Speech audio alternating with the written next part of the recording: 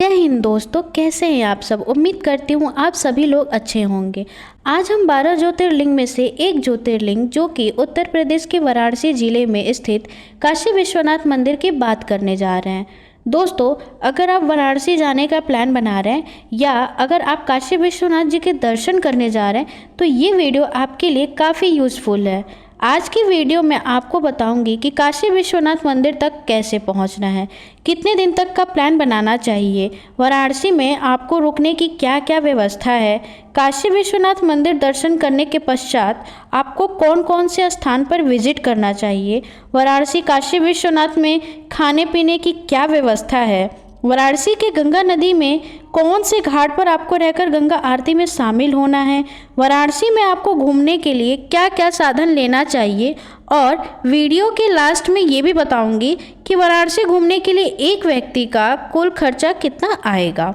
तो दोस्तों, इस वीडियो में एक एक करके सारी बातों को मैं विस्तार पूर्वक आपको वर्णन करूंगी, जिससे आपको वाराणसी काशी विश्वनाथ जी के दर्शन करने में काफ़ी सहूलियत मिलेगी और साथ ही साथ आपका कुल खर्चा भी कम आएगा। बिना देर किए दोस्तों, वीडियो स्टार्ट करते हैं। सबसे इम्पोर्टेंट बात कि वाराणसी काशी विश्वनाथ मंदिर आपको कैसे पहुँचना है। दोस्तों, वाराणसी पहुँचने के लिए आपके पास 3 मुख्य ऑप्शन हैं।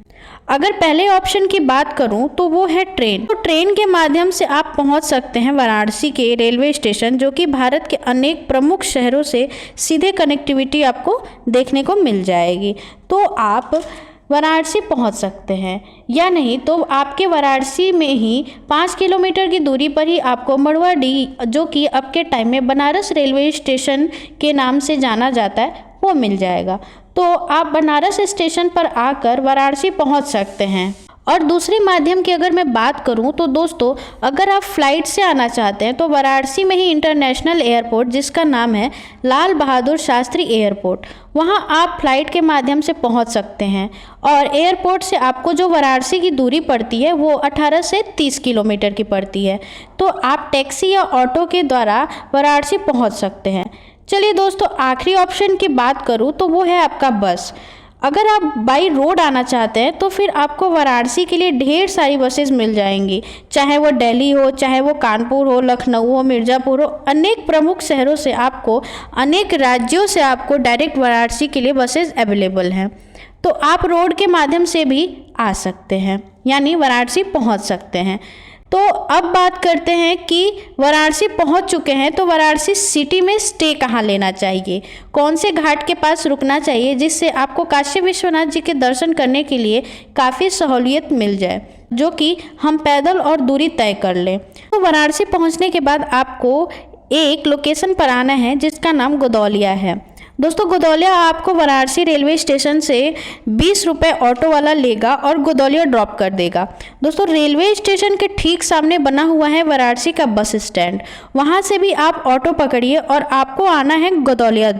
हालांकि वाराणसी में रुकने के लिए आपके पास बहुत सारे ऑप्शन हैं, तो सबसे पहले हम सस्ते ऑप्शन की बात करते हैं।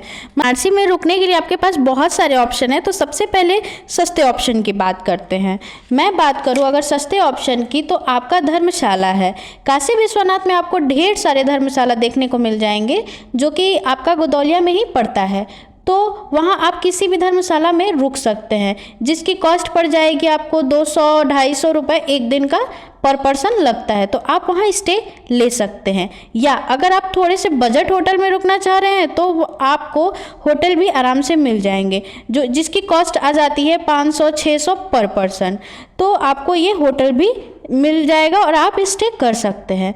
तो अब प्रस्थान करते हैं दशाश्वमेध घाट की तरफ। दोस्तों, गोदौलिया में सबसे फेमस घाट है जिसका नाम है दशाश्वमेध घाट, और दशाश्वमेध घाट से ही जो कि मंदिर की दूरी है वो आपकी लगभग 5 मिनट की पैदल रास्ते पर पड़ती है। तो दोस्तों, दशाश्वमेध घाट जो कि सबसे फेमस घाट है, गंगा नदी के घाट की आरती जो कि बहुत ही फेमस है, तो आप वो देख सकते हैं। हालांकि सबसे पहले आपको स्नान करना है, क्योंकि गंगा आरती शाम में होती है। तो अभी आप दशाश्वमेध घाट पर स्नान करिए, डुबकी लगाइए और आप महादेव जी के दर्शन करने के लिए, यानी काशी विश्वनाथ जी के मंदिर में प्रस्थान कीजिए। दोस्तों मंदिर प्रवेश करने के लिए आपको वहाँ पे ढेर सारे स्टॉल्स मिलेंगे दुकानों में, तो वहाँ से आप चाहें तो फूल माला भी ले सकते हैं प्रसाद, जो कि आपकी कॉस्ट पड़ जाती है, स्टार्टिंग प्राइस होती है 50 रुपये, 60 रुपये, 100 रुपये, आप जितने का चाहें उतने का ले सकते हैं। और साथ ही साथ आपको फूल, धतूरा, बेलपत्र, दूध आप ज्योतिर्लिंग पे चढ़ा सकते हैं या चढ़ाने के लिए मिलता है, आप अर्पण कर सकते हैं। चलिए दोस्तों, अब आप लाइन में लग जाइए। काशी विश्वनाथ जी के दर्शन के लिए अगर आप मॉर्निंग के समय जाते हैं, अर्ली मॉर्निंग कहने का मतलब है, तो आपको हार्डली 1.5 घंटे से 45 मिनट में दर्शन करके बाहर आ जाएंगे। वहीं आप जितना लेट करते जाएंगे उतना ही टाइम ज़्यादा लगेगा दर्शन करने में। बात करूँ तो दर्शन में लाइन लगती है वो आपको 1 से 2 घंटे, इतने में आप आराम से भोलेनाथ के दर्शन करके मंदिर प्रांगण में और भी छोटे छोटे मंदिर हैं उनकी भी दर्शन कीजिए, माथा टेकिए, अपनी मनोकामनाएं मांगिए और प्रस्थान कीजिए भोजन करने के लिए। दोस्तों आपको भोजन करने के लिए वाराणसी में प्रमुख शहर की वहाँ की लोकल डिशेज तो हैं ही, लेकिन साथ ही साथ वहाँ भोजनालय में अन्नपूर्णा प्रसादालय, जो कि वहाँ पर लंगर फैसिलिटी मिलेगी, तो वहाँ जाइए। काशी विश्वनाथ से जब बाहर आएंगे तो बाएं हाथ में आपको एक गली मिलेगी, वहीं पर आपको जाना है, जहां 2 मिनट का ही रास्ता है आपका अन्नपूर्णा प्रसादालय, जो कि अन्नपूर्णा प्रसादालय में आपको स्पेशल भोजन मिलेगा। वहां आप प्रसाद ग्रहण कीजिए, भोजन कीजिए और अब प्रस्थान कीजिए अगले लोकल साइट में। तो चलते हैं वाराणसी के अगले लोकेशन पे कि आपको कौन कौन सी जगह घूमना है, तो उसके रिगार्डिंग बात कर लेती हूँ। तो चलिए दोस्तों, सबसे पहले इम्पॉर्टेंट बात ये कि आप शाम 5 बजे दशाश्वमेध घाट पर आ जाइए गंगा आरती में शामिल होने के लिए। जितनी ज़्यादा आप लेट करेंगे उतनी गंगा आरती के लाइन में पीछे हो जाएंगे, क्योंकि भीड़ काफ़ी ज़्यादा इकट्ठा हो जाती है दशाश्वमेध घाट पे। जितनी जल्दी आप जाएंगे उतनी जल्दी आप आगे आपको जगह मिलेगी और भीड़ भी कम रहेगी। गंगा आरती देखने के लिए बोर्ड में भी जाकर आप देख सकते हैं, जो कि 30-40 रुपये देकर सामने से आरती देखिए। यहाँ की आरती काफ़ी सुकून भरी होती है। हालांकि दोस्तों आरती 80 घाट पर भी होती है, जो वाराणसी का एक प्रमुख घाट है जिसका नाम है 80 घाट, लॉर्ड शिवा के लिए समर्पित किया गया है, तो यहाँ पर भी गंगा आरती होती है। लेकिन दशाश्वमेध घाट के आसपास रुके हुए तो आप दशाश्वमेध गंगा आरती में भी सम्मिलित होइए और स्टे किया है, आराम से जाकर रेस्ट भी कर सकते हैं। तो चलिए दोस्तों अगली बात करते हैं, यानी कि अगले दिन पुनः उठकर चाहे तो गंगा स्नान करिए और नाश्ता करके प्रस्थान कीजिए वाराणसी के जो लोकल साइट, जो कि प्रमुख स्थान है, उसे विजिट करिए। सबसे प्रमुख स्थान दोस्तों वो है आपका वाराणसी में टोटल 84 घाट है, तो आप एक नौका विहार भी कर सकते हैं, यानी कि बोट के थ्रू आप सारे घाट घूम सकते हैं। हालांकि आपको 84 घाट घूमना आवश्यक नहीं है, लेकिन कुछ प्रमुख घाट है जैसे कि 80 घाट हो गया और मणिकर्णिका घाट हो गया और हरिश्चंद्र घाट हो गया।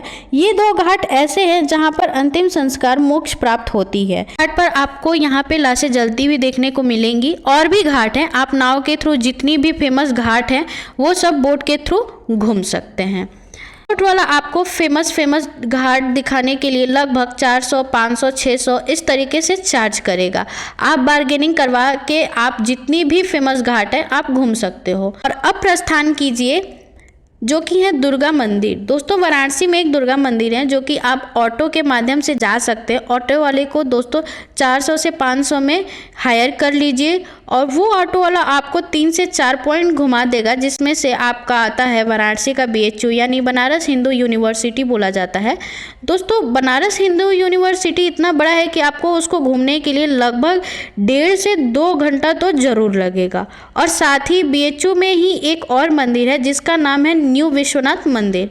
हालांकि काशी विश्वनाथ का जो मुख्य ज्योतिर्लिंग है वो तो आपने दर्शन किया ही, लेकिन BHU कैंपस के अंदर आपको विश्वनाथ जी की ज्योतिर्लिंग देखने को मिलेगी, आप उनके भी दर्शन कीजिए। और अब अगला प्रस्थान कीजिए जो कि है आपका रामनगर फोर्ट। दोस्तों रामनगर फोर्ट में जाइए, वहाँ एक किला है, वहीं पर टाइम स्पेंड कीजिए। और वहीं से थोड़ी दूर पर बना हुआ है सारनाथ, तो आप सारनाथ भी जा सकते हैं।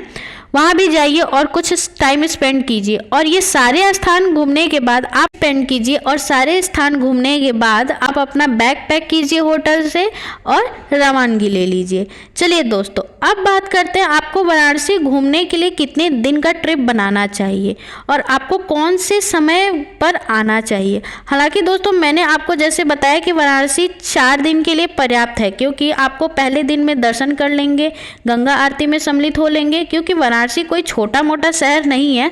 तो चलिए अगली बात करते हैं कि आना कब चाहिए। तो शंकर जी की पर्व जैसे महाशिवरात्रि, सावन का महीना हो गया, नाग पंचमी हो गई, तो ये जो सारे पर्व हैं, पर्व पर वाराणसी के काशी विश्वनाथ जी के मंदिर में बहुत ज़्यादा भीड़ होती है, श्रद्धालु आते हैं। क्योंकि इस सारे पर्वों को छोड़कर अगर आप आते हैं तो वाराणसी ज़्यादा भीड़ आपको देखने को नहीं मिलेगी। हालांकि अभी तो भीड़ चल रही है, अब तो 12 महीने भीड़ चल रही है, तो आप आ सकते हैं। लेकिन जो अभी मैंने ऊपर मेंशन किया, महाशिवरात्रि, सावन का महीना और नागपंचमी और रंगभरी एकादशी, ये सारे पर्व पर बनारस में कुछ ज़्यादा ही भीड़ होता है। तो आप अपना देख लीजिए कि आपको आना कब है। आप नॉर्मल डेज में भी आएंगे तो भी आपको उतना ही भीड़ मिलेगा, और अगर आप किसी पर्व पर आते हैं तो आपको 10-20% एक्स्ट्रा भीड़ मिलेगा। तो चलिए दोस्तों, अब लास्ट बात कर लेते हैं कि एक व्यक्ति को वाराणसी घूमने में कुल खर्चा कितना लग जाएगा। तो आपका 4000 से 5000 तक लग जाएगा। क्योंकि दोस्तों देखिए, काशी विश्वनाथ संपूर्ण वर्णन तो मैं आपको बता दी हूँ, लेकिन अगर आप अपने यहाँ से आते हैं, बस से आते हैं, ट्रेन से आते हैं, फ्लाइट से आते हैं, उसका चार्ज, ऑटो का चार्ज, बोट का चार्ज, होटल में रहने का चार्ज, खाने पीने का चार्ज, तो इन सबको मिला के आपको 5000 तक तो पड़ ही जाएगा। तो एक पर्सन के लिए वाराणसी घूमना 5000 रुपये लेकर चलना ही होगा। और अगर आप पूरी फैमिली के साथ आते हैं तो 10,000 का बिल आप बना के रखिए। तो अगर आपको ये वीडियो पसंद आया तो कमेंट में ज़रूर बताइए और हर हर महादेव ज़रूर लिखिए। अगर आप बनारस के हैं तो भी हर हर महादेव लिखिए, अगर आप वाराणसी के बाहर के हैं तो भी हर हर महादेव लिखिए। आपका थोड़ा सा प्यार मुझे बहुत मोटिवेट करता है। अगर आपको कुछ क्वेश्चंस या क्वेरी भी करना है तो आप कमेंट बॉक्स में भी पूछ सकते हैं। तो चलिए चलते हैं दोस्तों, हर हर महादेव, मिलते हैं अगले वीडियो में।